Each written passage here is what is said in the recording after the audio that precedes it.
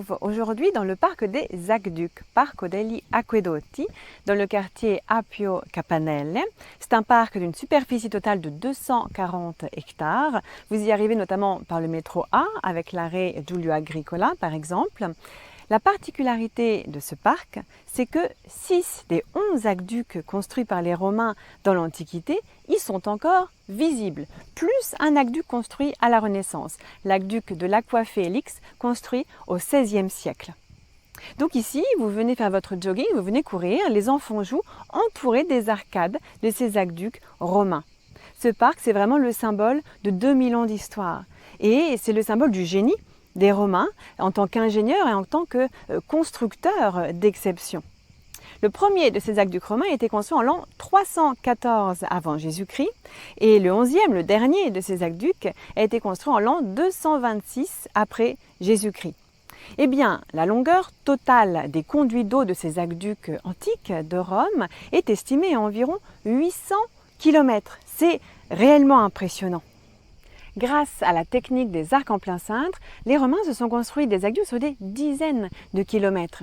Ils utilisaient des structures de bois, de forme semi-circulaire dans la partie supérieure, et ces structures, ils les recouvraient des matériaux de construction, pierre, briques, mortier. Et c'est ainsi qu'ils formaient les arcades. Alors en réalité, les aqueducs étaient composés de parties souterraines et de parties aériennes grâce à ce système d'arcades. L'eau circulait dans un conduit au sommet de l'aqueduc ou dans des conduits souterrains. Ce conduit, eh bien, il était en pierre, il était en mortier, couvert d'une couche d'un badigeonnage à la chaux. C'est ainsi qu'il était rendu étanche, disons. Seuls les tuyaux, les canalisations urbaines pour arriver jusqu'aux fontaines, par exemple, étaient en plomb. Et l'eau, c'était de l'eau courante, l'eau ne stagnait pas dans le plomb. Donc en réalité, on pense qu'il n'y avait pas tant de problèmes que ça liés au plomb, puisque l'essentiel du parcours de l'eau était fait dans la pierre et non dans le plomb, et puis elle ne stagnait pas dans le plomb. Donc il ne devait pas y avoir tellement de problèmes à cause de cela.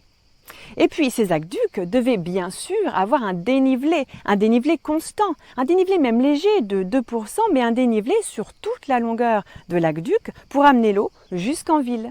Et pour la ville de Rome, eh bien, c'est 1 million de mètres cubes d'eau qui arrivait chaque jour. C'est énorme. Selon les époques, ça va représenter jusqu'à 1000 litres d'eau par jour, par habitant. En France, on utilise environ 150 litres d'eau par jour par habitant, pour vous donner une idée. Les Romains étaient habitués à avoir énormément d'eau à disposition. Il y avait 1300 fontaines en ville, plus toutes les fontaines dans les édifices publics. Et l'eau des fontaines débordait puisqu'elle coulait en permanence. Donc elle débordait des fontaines et ce trop plein d'eau nettoyait les rues. Et tout le monde pouvait venir se servir à l'eau des fontaines. Ça veut dire que chacun avait accès à l'eau potable. Donc ça, c'est important. Sans oublier bien sûr les thermes, les bains privés ou les bains publics. Dans les thermes publics, tout le monde pouvait aller se laver tous les jours gratuitement, dans des vasques d'eau chaude, des vasques d'eau froide, etc. Les thermes de Caracalla, que vous pouvez visiter, recevaient chaque jour 20 000 litres d'eau grâce à l'aqueduc de l'Aqua Marcia, un aqueduc de 90 km de long. Et ces thermes de Caracalla possédaient une réserve d'eau de 80 000 litres. Donc cette abondance d'eau garantissait bien sûr une bonne hygiène de vie, un bien-être, une bonne qualité de vie. Mais cette abondance d'eau, c'était aussi le symbole de la richesse, de la puissance de Rome. Il y avait tant d'eau à Rome qu'on pouvait même se permettre de la gâcher, contrairement à d'autres régions où il fallait aller puiser l'eau où c'était plus compliqué. Donc ces aqueducs sont vraiment le symbole du pouvoir de Rome, capitale de l'Empire, et puis c'est le parfait exemple du talent d'ingénieurs et de bâtisseurs des Romains. Ils ont besoin d'eau, eh bien ils vont se construire 11 aqueducs pour leur ville, passant à travers des montagnes, des forêts, des vallées, et toujours en calculant, avec grande précision, le dénivelé nécessaire.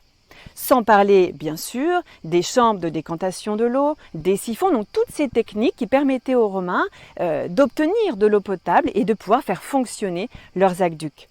Il y a 2000 ans, les Romains ont construit un réseau d'eau gigantesque pour la ville de Rome.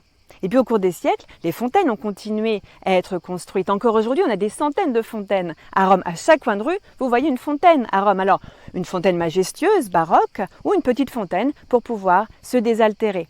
Rome est une ville d'eau, et ce depuis 2000 ans. L'aqueduc de l'Aqua Virgo, par exemple, au 1er siècle, avant Jésus-Christ, sa construction, eh bien cet aqueduc fonctionne encore et il fournit l'eau à la fontaine de Trévis encore aujourd'hui. En France, c'est bien sûr aux Romains qu'on doit notamment le pont du Gard, avec ses 52 km de long.